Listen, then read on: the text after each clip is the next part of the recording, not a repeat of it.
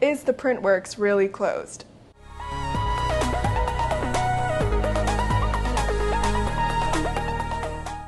Fun fact, I ordered the Printworks shirt because I was on their listserv and never got memorabilia when I was there, but I still haven't received it.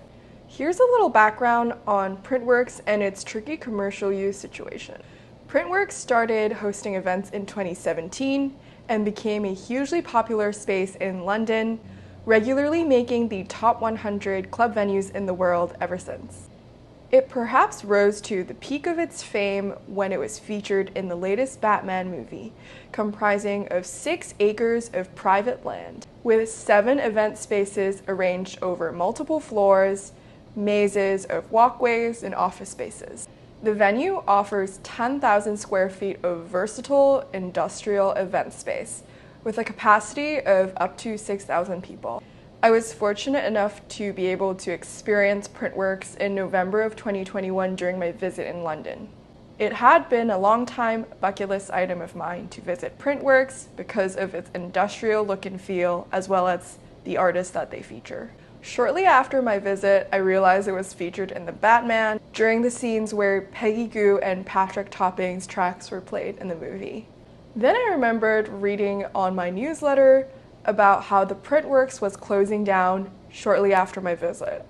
In a turn of events, it opened again earlier this year in 2023 with the final closing season lineup announced throughout the year.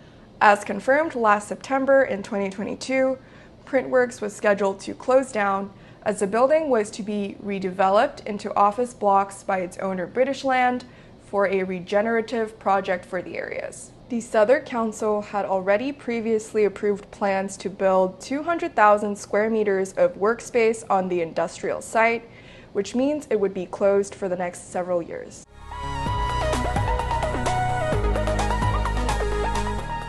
Despite a petition that garnered over 10,000 votes, me included, the project is still going ahead and is part of a bigger redevelopment across Canada Water. While the council acknowledged the value and success of Printworks, it implied that the use of this space for Printworks was only ever intended to be temporary.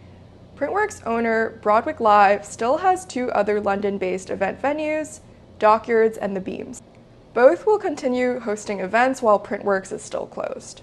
Most recently, the venue issued this statement on their page, stating that after 6 incredible years at our beloved venue, we're pleased to finally announce the lineups for our closing weekend of shows to mark the end of the space as we know it. The final Printworks closing weekend shows to represent our history, joining the dots from techno to melodic house and disco to bass for our final weekend.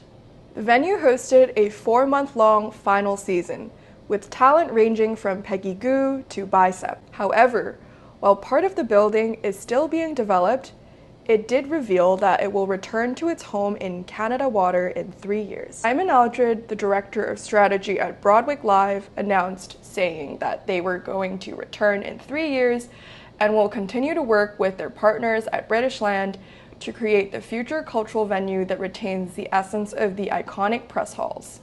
I can't wait to see how the new press halls will look like in 2026, hopefully retaining most of its original structure, but I'm also excited to see what other programming it has to offer. Hopefully this video helps demystify and debunk some of the myths around Printworks and its temporary closure, but until then, see you in London in 2026. Bye!